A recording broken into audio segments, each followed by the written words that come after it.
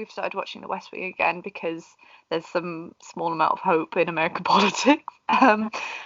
And that's the thing. I don't know why in my family we just return to The West Wing when we can watch it. It's like, how many times have you seen it? I've never seen it.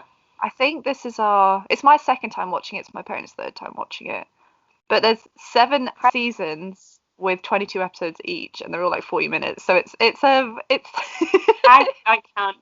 I can't do that. There is TV shows that I've probably watched several times, but I tend to go for smaller TV shows. Yeah. I feel more passionate about smaller TV shows. I don't know what, not as in like everyone knows them, but there's less episodes. Yeah. I feel very daunted when I go to see a new, like, I'm like, oh, I'll watch this new TV show that everyone's talking about, and it's like 10 seasons, 24 episodes each season. Can't do it. No. Like, I know I've got all the time in the world, but no. I think my attention span is so diminished. I think if anything is over half an hour watching, I'm like, I will not be paying attention to that all the way through. I think 15 minutes tops is my attention span now. And that's terrifying. You know what my problem is? And I think I've discussed this with you before. I definitely have, because it's the same with books. I don't like waiting to know what happens. So I can't think of any time in my life where I've been shocked at what happens in a TV show or a movie or a book, because I always find out what it is beforehand. Yeah. Because I hate waiting. I'm so impatient. So the idea of having to watch like so much TV to get to the bit that's the actual exciting bit, I don't have the patience for that. I cannot do it.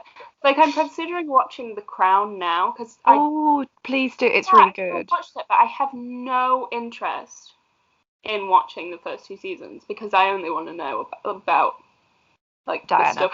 Yeah, basically. But then I said that to my mum and I was like, oh, we should watch this, and she was like, but I was alive during it, so I don't really care. Yeah, that's interesting. I wasn't alive. Yeah. I wasn't alive. I wasn't there. I want to know about the drama. I don't really care about the Queen when she was young. I know that's bad, but is it bad? I don't really care. No, it's not. I think and I mean, it's weird that they're doing it while she's still alive.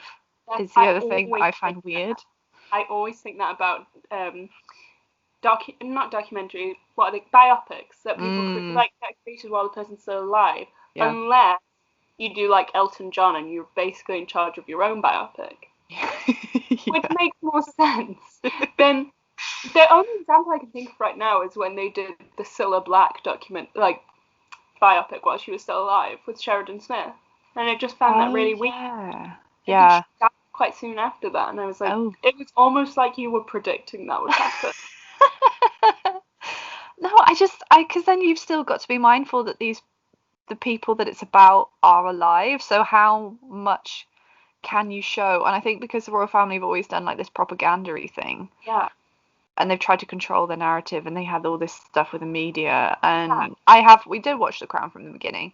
Yeah. And now it's Olivia Colman and Helena Bonham Carter. Yeah.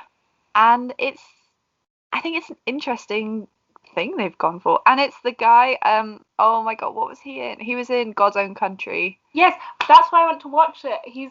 He's Prince Charles. The Durrells as well. He's in the Durrells, and I think he's very good at acting. But also, I have, aside from God's Own Country, everything else I've seen him in, even if it's not a comedic role, I feel like he just puts in bits of comedy. I think he has very good comedic timing. I think he's in the new Emma as well. Yes, he is. He's in a lot of things. Yeah, he's in things. He does well for himself. I can't remember his real name. No, I can't remember. But no, I would recommend watching The Crown. But it's interesting because I suppose we had like distance from it, waiting for the new seasons. So I think it would be a lot to try and like go through the whole like the Queen's life up until the 80s or whatever it was, when now Diana's coming in. What I've watched this week is very much the opposite of that sort of thing. But it is on Netflix, and I did binge watch it because it was so easy. Oh, what was it? Oh, have you heard of it? It's Dash and Lily. Oh, I read the book. Right, you have to watch this. Is it really? Is it good? Who knows?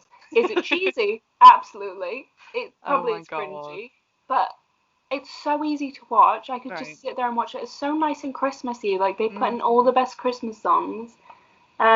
It's just so lovely. That's the overwhelming feeling. I was like, I'm kind of embarrassed to be watching this, but it was so lovely. It's just so cute, and you're Oh. happy for them. They're happy. However, I was like, oh, this cast, like, because the people who play Dash and Lily look pretty young, and then this one guy comes in, and I was thinking like he looks old. So I looked into it, and he was in his late 20s, and I was like, that's weird that he's playing a teenager, Oh, I especially like, don't like when that. he like kisses the girl that plays Lily. I'm sorry if that's a Ooh. spoiler. Yeah, so I was like, oh, I want to find out how old Lily is. She's like 26. What? She looks super young, but she's 26. And then I looked up how old the guy who plays Dash is, and he's like 24. Why I are was they like, still doing this with like teenage films? Like no idea. there have been shows that have cast teenagers. There are teenage actors around. Like I it's feel like if you're doing a show like, which I haven't seen this, but I can see why you would cast adults in it. But if you're doing a show like Euphoria, which is very much yes. like there's a lot of X-rated stuff, Yeah. probably not the best show to cast teenagers in No. because Ethically it's not you're the kind of best. ethically not great. So yeah, cast people in their young 20s. But this show was like the most innocent thing ever. But the girl who plays Lily, I was so surprised that she was in. Like she looks younger than me. She looks very young. Really? Yeah, they cast, and she sounds young. Maybe she went into voice training for it. Maybe